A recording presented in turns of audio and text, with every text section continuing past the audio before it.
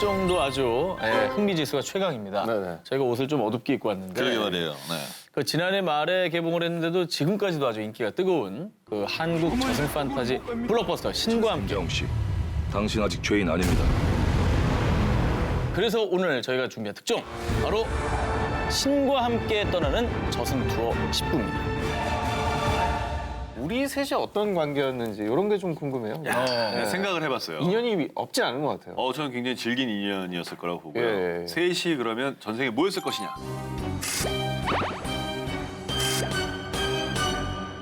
세입 클로버였을 거라고 생각합니다. 아니 녹화 들어오기 전에 예. 이 부분을 생각을 하고 있더라고요. 그래서 나는 어떤 멘트가 나올까 이제 기대를 했는데 세입 클로버 떠올린 거예요. 예. 아니 뭐 아라비스 달 타냐고 이런 식으로 좀 나오면 좋잖아. 세입 클로버가 이제 뭘 의미하는 거죠? 뭐 행운이죠, 행운. 행운은 네잎이고 행복이야, 행복. 행복이야. 아, 행운이 우리가 네잎이구나. 네. 행운의 네잎 클로버만 찾으러 다니는데 네. 사실 이 도처의 흔한 세잎 클로버는 행복이었다. 맞네요. 행운을 쫓으러 가다가 행복을 놓치고 있는 게 아니냐. 이런. 야 대상 수상하더니 멘트가 고급져. 자, 그러면 오늘 저희 특종을 데스크의 엄중한 기준에 따라 공정하게 심사해 주실 프리한 데스크 소개하겠습니다. 저희 새 귀인을 따라서 아주 신비롭고 미스테리한 사후세계, 죽음에 대한 모든 것을 소개해드리겠습니다. 지나간 일에 새로운 눈물을 낭비하지 말자. 신과 함께 떠나는 저승 투어 19위 공개합니다. 한초사님. 제 차례인가요? 준 처사. 오처사. 작년 한 해 일본을 찾은 외국인 관광객 수가 2,800만 명. 그중에서도 관광객들이 가장 많이 찾은 도시는 단연 도쿄와 오사카라고 할 수 있는데요. 자, 그런데 이곳에 일반 관광객은 숙박할 수 없는 기묘한 호텔이 있습니다. 뭐죠? 자, 평범한 외관이지만 들어서자마자 코를 찌르는 향 냄새가 가득한 이곳. 자, 이름하여 이따이 호텔. 자, 한자로는 남길 유의 몸체. 그러니까 시신을 위한 호텔. 어머, 뭐야? 시신 안치소예요? 자, 이 호텔은요, 실제로 시신을 위한 냉장 시설은 물론이고요, 유족과 방문객을 위한 조문 시설까지 갖추고 있습니다. 자, 그런데 말입니다. 2012년도에 일본에 이 호텔이 도입된 이후 평균 객실 이용률이 무려 70%가 넘고 있다는데요. 자, 일본에 이러한 시신 호텔이 뜨고 있는 이유. 일본이 전 세계에서 최초로 초고령화 사회에 진입, 즉 고령자의 수가 많아지면서 자연스럽게 매년 사망자 수도 늘어나고 있겠죠.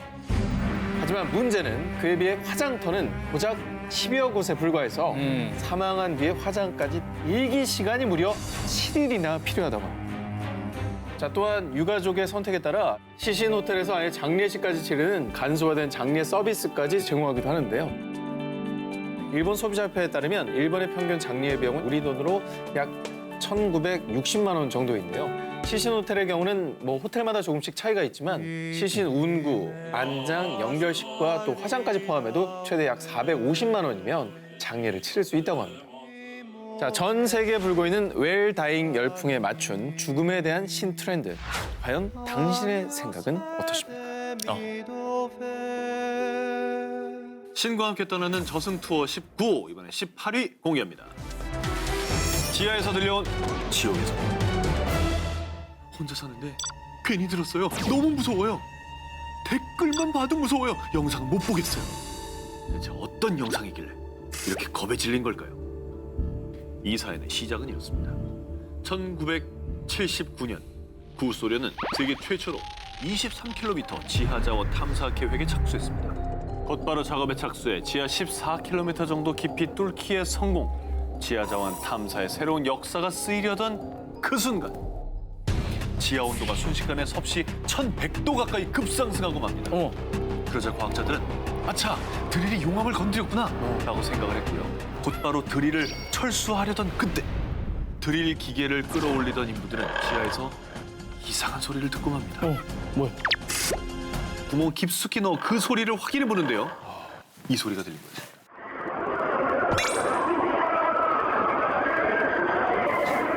아니 이게 뭔 소린데요? 아니, 뭔가 막 말소리 같긴 하고. 비명을 지르는 인파의 소리 같은 그런 느낌.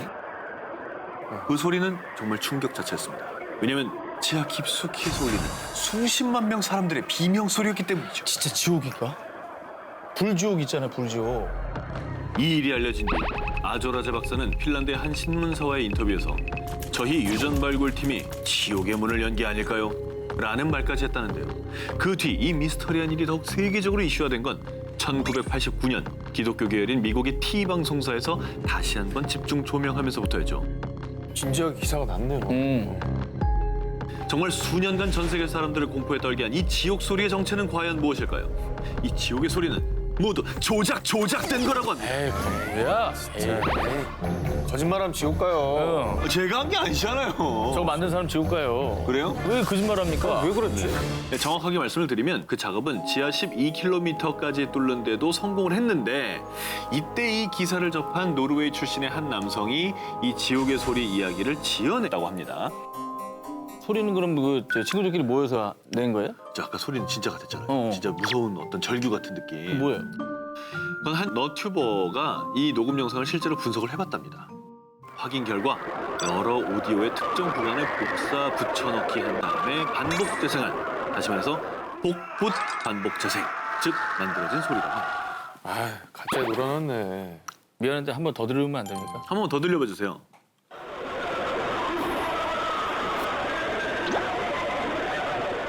이게 알고 들으니까 진짜 아무것도 아니네. 아까 무서웠는데. 랄랄랄랄랄 이러는 것 같은데 그냥. 아까는 무서워하더니 금방 변했어 사람이. 아, 역시 진실이 이렇게 중요합니다. 네.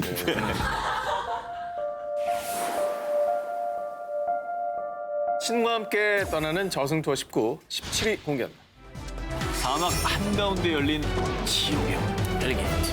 자, 현실판 지옥이라 불리는 이곳의 정체는요, 무려 축구장과 비슷한 크기의 거대한 불구덩이 싱크홀입니다. 저것도 누가 조작을 한 거죠? 아니, 아니에요? 포토샵 아니에요? 정말 저렇게 생겼어요. 저기 절대 반지 던져야 될 것 같아. 맞네. 그런데 이 싱크홀이 더 놀라운 점은요, 화산 근처가 아닌 황량한 사막 한복판에 있다는 겁니다. 이 지옥의 문을 연 그 시작은요, 인간의 욕심에서 비롯됐습니다. 저런. 자, 1971년 구소련은요, 중앙아시아 투르크메니스탄에 다량의 천연가스가 매장돼 있다는 정보를 입수하고 지질학자들을 보내서 그 일대를 조사시켰습니다. 그런데 우연히 카라쿤 사막 한복판에 천연가스가 매장된 것을 발견한 거죠.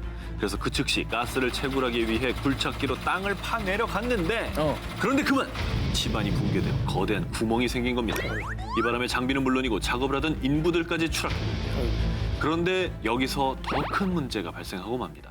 붕괴된 곳에서 매캐한 냄새가 진동하기 시작하더니 이 가스가 만약 근처의 마을로 들어갈 경우에 이 일대가 한순간에 불지옥으로 변하게 된다는 거였죠.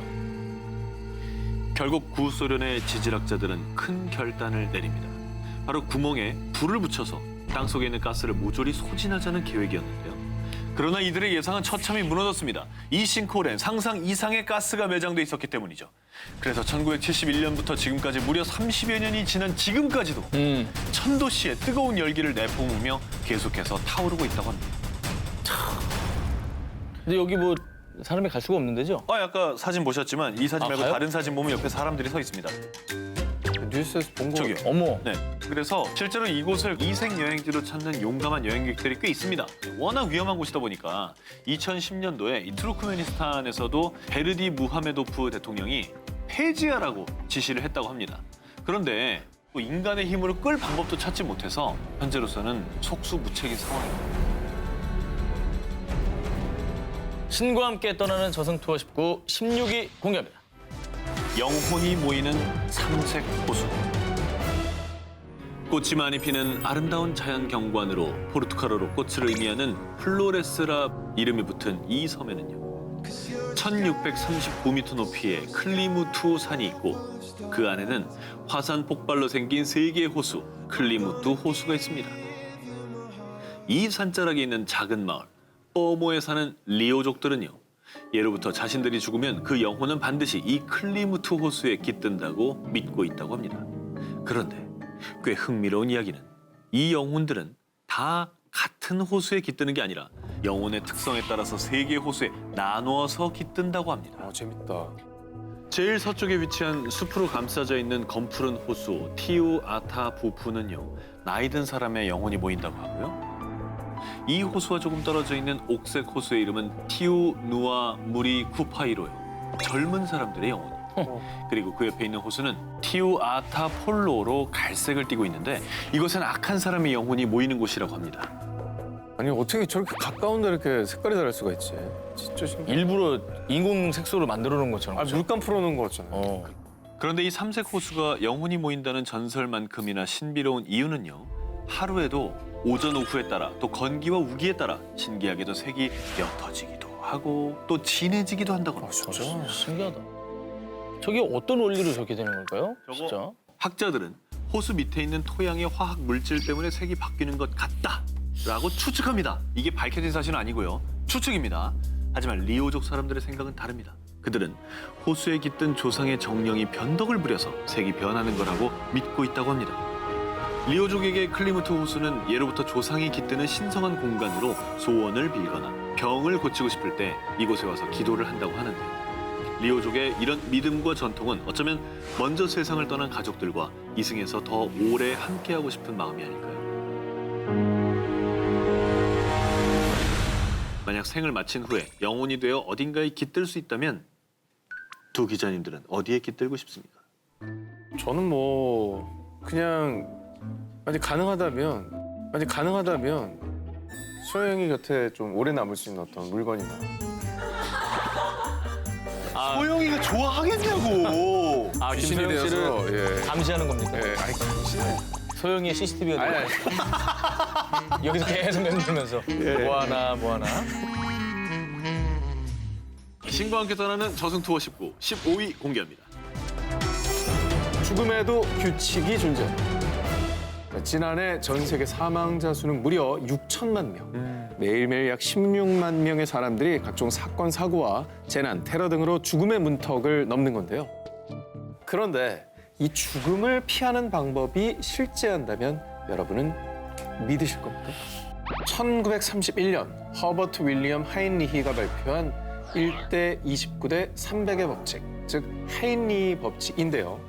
자, 그런데 일부 학자들은 이 하인리히의 법칙을 정면으로 반박했는데요. 자, 인간의 죽음이란 운명에 따른 것이기 때문에 결국 죽을 사람은 반드시 죽는다라는 거였죠. 자, 그 근거로 우리에게 영화로 잘 알려진 데스티네이션 현상을 예로 들었습니다. 자, 영화에서는 우연한 계기로 사고 현장에 살아남은 생존자들은 결국 어떤 이유에서든 순서에 맞게 죽음을 맞이하게 되는데요. 자, 그런데 이 같은 데스티네이션 현상이 세계 곳곳에 실제로 나타났습니다. 어머. 자, 미국 뉴욕시 맨해튼에 사는 데이비드 서킷. 그는 여느 날과 다름없이 사무실에서 근무 중이었는데요. 그런데 머리가 아파요 라며 갑자기 두통을 느낀 데이비드. 그가 잠시 건물 밖으로 나온 순간 고막을 찢는 듯한 굉음과 함께 건물은 아수라장이 돼버립니다. 그가 일하던 그 건물은 바로 세계무역센터 어머머머. 911 빌딩이었습니다. 머리가 아픈 거를 징후로 느낀 거예요? 그렇습니다. 그래서 순간적으로 대피를 해서 죽음을 모면했던 거죠. 어머머. 9.11 테러의 희생자가 될 뻔했지만 죽음의 문턱에서 가까스로 살아 돌아온 데이비드. 생존의 기쁨도 잠시, 황당하게도 감전사고로 사망하고 마는데요. 자, 여기서 놀라운 건 그의 사망 날짜가 2003년 9월 11일이었다는 겁니다. 무섭다. 근데 요거 하나로만 보면 너무 우연의 일치 아닐까요? 그럴 수 있습니다. 네. 근거를 더 준비했습니다. 네네. 자, 이 같은 데스티네이션 현상이 또 있습니다. 2012년 6월 캐나다 토론토의 이 센터. 당시 식사 중이던 20대 여성 제시카 거비는 불현듯 주변 공기가 탁해졌다는 느낌을 받습니다. 결국 식사를 멈추고 식당 문을 나서는 그 순간 이곳에서 총격 사건이 벌어졌는데요. 자, 이 사고로 1명이 숨지고 7명이 부상을 당했다고 합니다. 자, 정체모를 불안감 덕분에 구사일생으로 목숨을 구한 그녀. 그런데 사건 이후 단 48일 만에 또 다른 총기 사건으로 목숨을 잃고 맙니다. 웬일이야. 그 두 사건은 좀 우연의 일치로 보기엔 너무나 소름 돋는. 그러니까요. 그죠? 네, 게다가 같은 날짜, 같은 방법. 음.